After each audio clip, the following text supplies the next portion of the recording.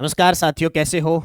अन classes इस application platform पे आपका स्वागत है। जैसे कि आपको पता है, कल मैंने आपको कहा था कि सीईटी में आए हुए राजस्थान करंट अफेयर्स के किस प्रकार के क्वेश्चन पूछे गए थे, उसकी चर्चा हम एक वीडियो में करेंगे। हालांकि यूट्यूब तो दे चुका हूं मैं यूट्यूब पे, लेकिन यहाँ भी आपको मैं अलग से बता रहा हूँ कि सीईटी में राजस्थान करंट अफेयर्स के कौन से प्रश्न आए। 4 पारियां हुई थी, 27 और 28, फर्स्ट सेकंड।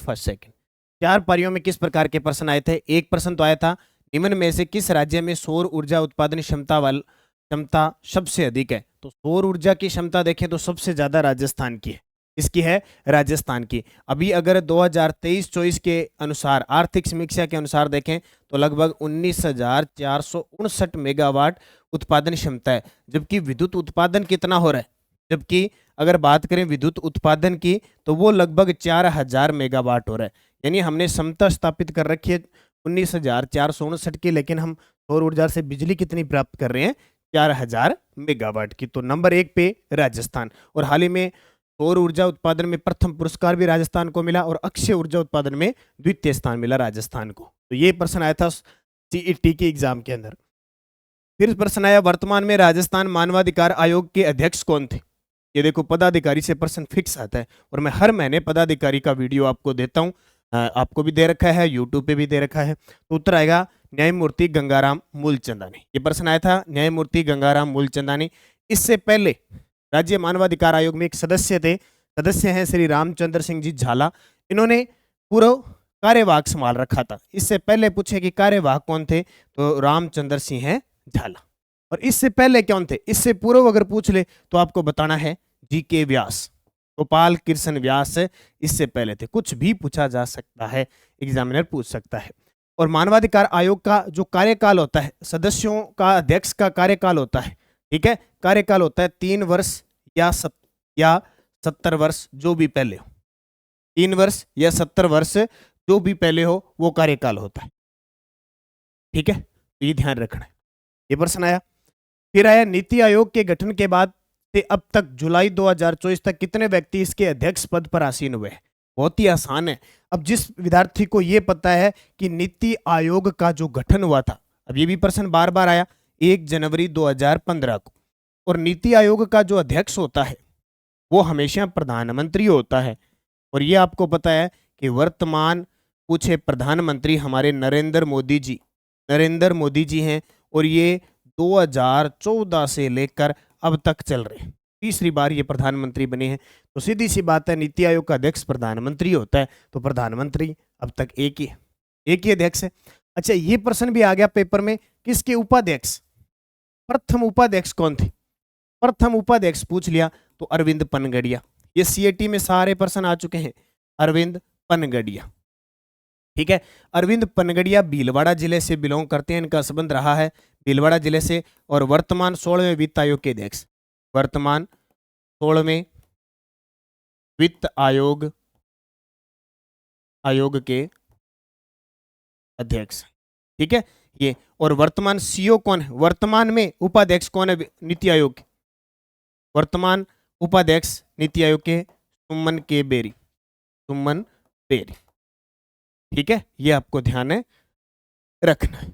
ये अभी प्रश्न पेपर में आया है, किसी भी प्रकार से इसको पूछा जा सकता है।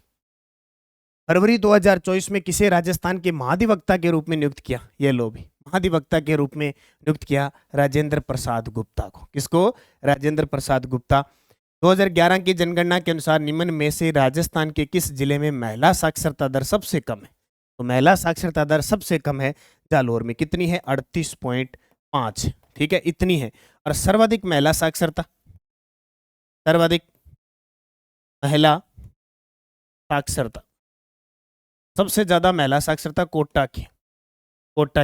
और राजस्थान की महिला साक्षरता कितनी, राजस्थान की महिला साक्षरता 52.1%।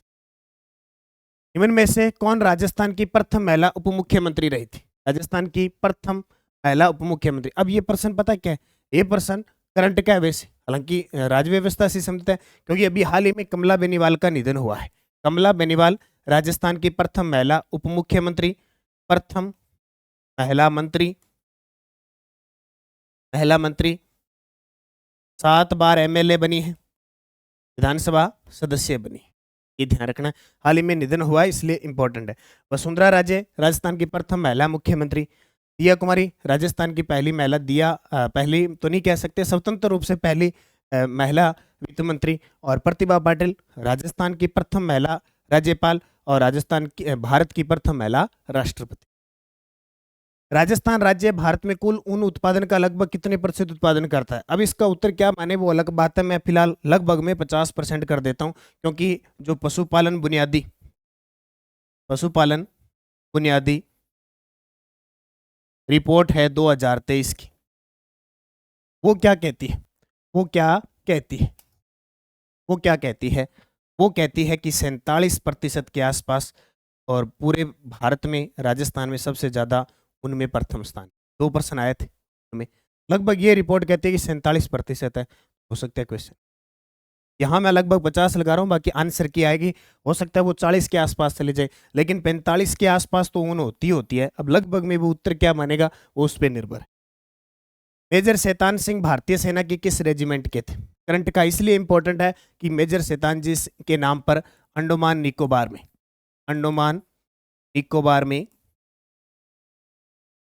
द्वीप का नाम रखा है। ठीक है, इसलिए इंपॉर्टेंट। ये कुमाऊं रेजिमेंट के हैं और चापलिन सेना के कप्तान थे। एक अलग अलग कंपनी, चापलिन कंपनी के ये कैप्टन थे।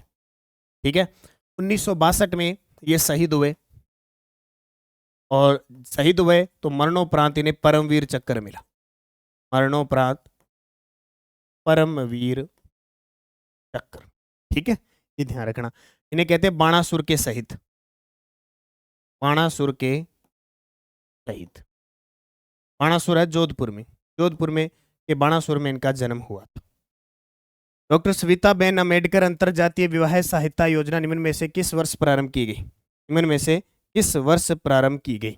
उत्तर क्या आएगा? 2006 में। ये प्रश्न मेरे सारे आपको करवाए हुए 2006 में। ठीक है, इसमें टोटल पहले 5 लाख राशि देते थे, अब 5 लाख से बढ़ाकर 10 लाख कर दी, 10 लाख राशि कर दी। ध्यान रखना, अंतरजातीय विवाह को बढ़ाने के लिए ये योजना।